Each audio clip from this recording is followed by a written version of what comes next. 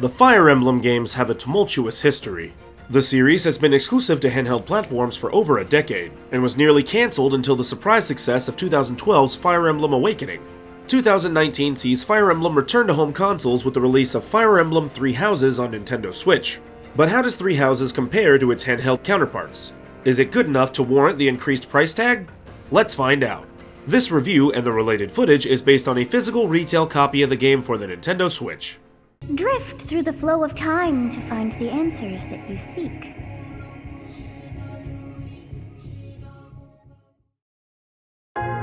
The story of Fire Emblem Three Houses focuses on the region of Fodlan. You control Byleth, a mercenary that gets roped into becoming a professor for the central monastery of the continent's predominant religion, the Church of Seiros. The Church of Seiros is homologous to the Vatican, and the students and staff to the Papal Guards. As a professor, you will guide your students, shaping them into not just the people they will become, but also the warriors they must become. Like its predecessor, Fire Emblem Fates, Three Houses' narrative features multiple paths, this time stemming from the player's chosen house. Individual houses are full of interesting students, each one with unique personalities, strengths, weaknesses, and ambitions. Accordingly, the paths they walk are also unique, and your influence on your students helps dictate the journeys to come.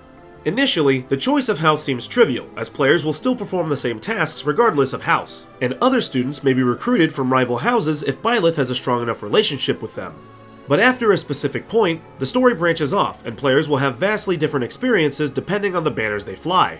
This also gives Three Houses great replayability, as you can start a new game and follow another house's questline after each of your completions. And you'll definitely want to revisit Fodlan after you're done, as the story is exceptional on all fronts. The writing sometimes comes off as stilted or corny, but these moments are fleeting. At its best, however, Three Houses' narrative is an intricate, powerful, and emotional journey, and one that is well worth seeing through to the end. The most striking thing about the game is the visual presentation. Three Houses features stylized graphics that evoke many of its anime inspirations. Main character models have lots of colors and flair in their individual designs, and even NPC models look good. Additionally, locations have plenty of details peppered throughout. During battles, you can zoom the camera out to look at the map from a bird's eye perspective, a la classic Fire Emblem, and you can also zoom the camera in on a single character, which brings out more environmental details at the cost of overall spatial awareness. Neither of these perspectives should be used as the standard camera angle, but their inclusions make it easy to appreciate the effort that went into the game's graphical design. There are also many instances where character models speak in front of flat, pre-rendered backgrounds, which has the potential to be distracting. Three Houses also features a dynamic resolution, with the game regularly changing between 720p and 1080p. The changing resolution becomes more noticeable the longer you play the game, and it will no doubt bother hardcore videophiles. For anybody else though, it's a harmless accommodation. The frame rate, on the other hand, stays around 30 frames per second throughout. There are some occasional frame drops, but these never bog down the experience, and any issues are typically rectified within moments. You'll notice these frame drops mostly while exploring the monastery on free days. Sprinting around the grounds in places with lots of characters and activities causes the most bothersome drops, and even these are fleeting. You can easily make progress and enjoy the game without any major complications. Additionally, playing in handheld mode is almost identical to playing in docked mode, with the only real difference being tablet mode's noticeably more jagged edges. To supplement handheld mode's lesser visual fidelity, graphics in portable mode feature bolder black line work on each model, so everything has a more cel-shaded look compared to docked mode. The line work is very subtle, so it's never distracting, and the bolder lines help everything pop just a little more on the Switch's tablet screen. Despite tablet mode's lower visual fidelity, the move to home consoles has allowed for some impressive graphics. There are some small missteps, but nothing so drastic as to be ruinous. It's clear a lot of love went into visualizing the events of Fire Emblem Three Houses, and I often found myself completely engaged and mesmerized in the events unfolding on screen. The graphical design is immaculate, the art style is fantastic, and the presentation as a whole really elevates the experience. The voice acting elevates Three Houses even further. Every single line of dialogue is voiced. From small side conversations, to pre-rendered cutscenes, to simple ambient discourse when running around the monastery, there's an extraordinary amount of recorded speech. Dialogues come in two flavors, English and Japanese, and both are very good. I personally went with English because I found it more befitting of the game's distinctly European aesthetic. However, the Japanese language option is just as good, and whether you choose to play in English or Japanese is ultimately a matter of personal preference. The stilted writing is mostly seen and heard in the conversations, but again, these problems are very minor and never derail the game. It's quite frankly amazing that Nintendo and Intelligent Systems were able to fit so much recorded dialogue into the final product. Possibly the most contentious part of Three Houses is the music. The score is fully orchestrated, much like other recent Fire Emblem titles. Moreover, some individual tracks feature electronica sounds and modern percussion in conjunction with these orchestrated rhythms. If you don't like electronic music tropes, you might not like parts of the score. I thought the soundtrack was fantastic. On paper, the different genres seem like they would clash. However, Three Houses not only manages to make it work, but actually makes it work really well. Sometimes the different genres work in tandem, to great effect. Other times, the clashing genres are purposefully played against each other to further the drama. The music also changes dynamically during combat when going from the overhead camera to the battle camera.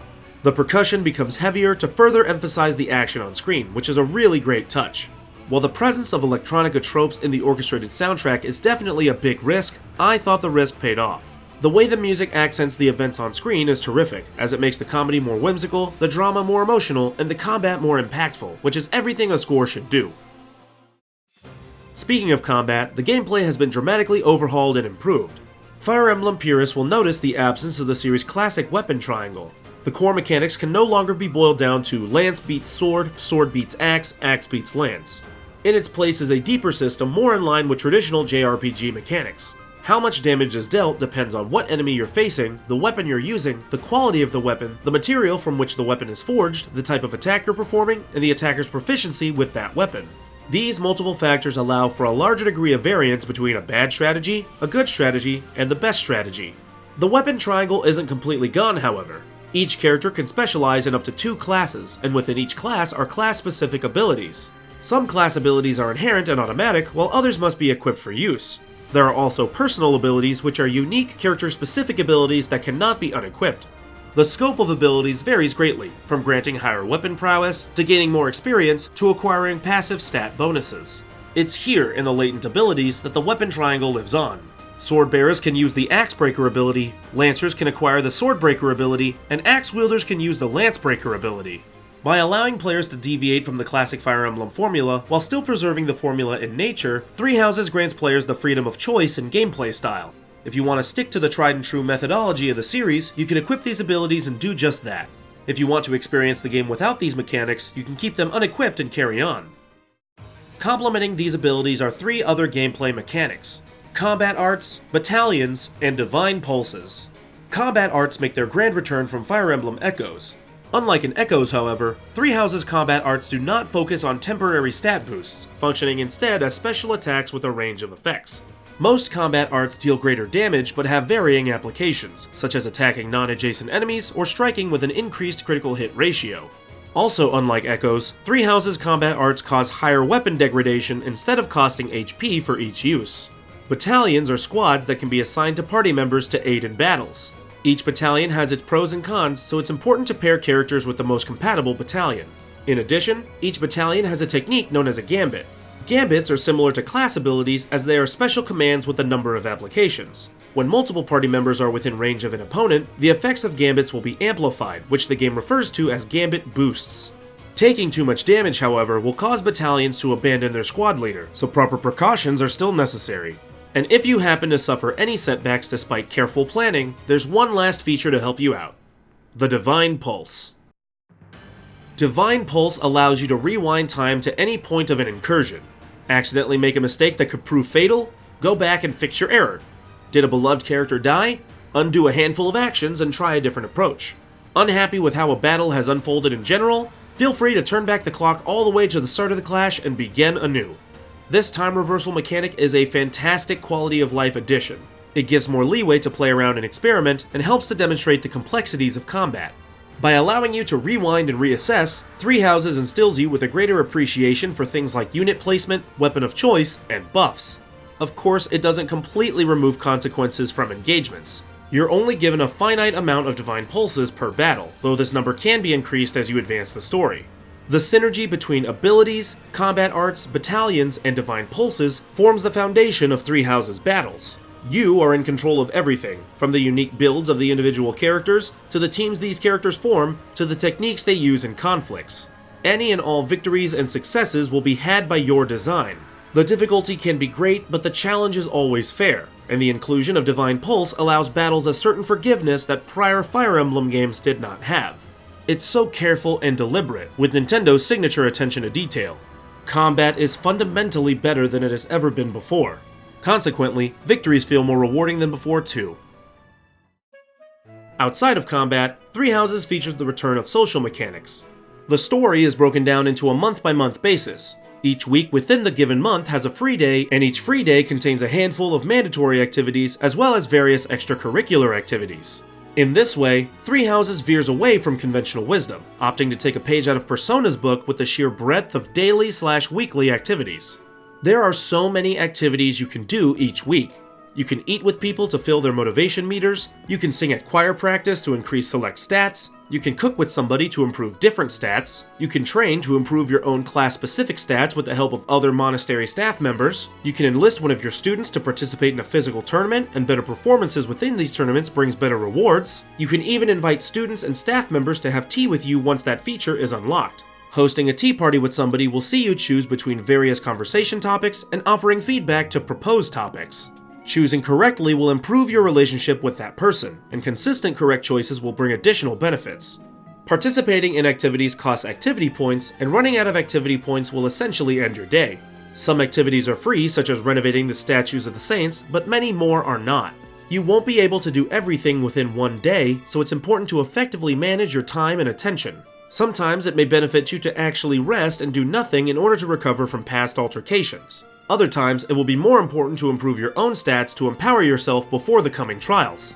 Many times, though, it's better to connect with your supporting characters to improve your relationships with them. Support ranks return in all their glory, and the accompanying combat bonuses will become greater as these support ranks improve. In form and function, these are unchanged and are as good as you'd expect. Moreover, Three Houses allows you to recruit characters and students from other houses into your own to bolster your class. Some characters are relatively easy to recruit, others will be much more difficult, and there are a select few characters that are not recruitable at all. Most characters will require you to improve your support rank with them as well as your own proficiency with specific stats. Some may ask you to become a great swordsman and archer, while others will want you to raise your magical prowess before transferring houses. This further solidifies the bond between combative gameplay and social gameplay. The magic of Three Houses is the perfect balancing act it strikes between all of its components. The improved tactics gameplay, the powerful narrative full of political maneuvering, and the social mechanics that tie in relationships with the core combat all take center stage. No one aspect of Three Houses overshadows the others, and the results are immensely satisfying. You care as much about the overarching conflicts as you do the people within it, which in turn makes every battle riveting. It's not just the future of Fodlan at stake, it's the individual and collective futures of each and every one of your students as well.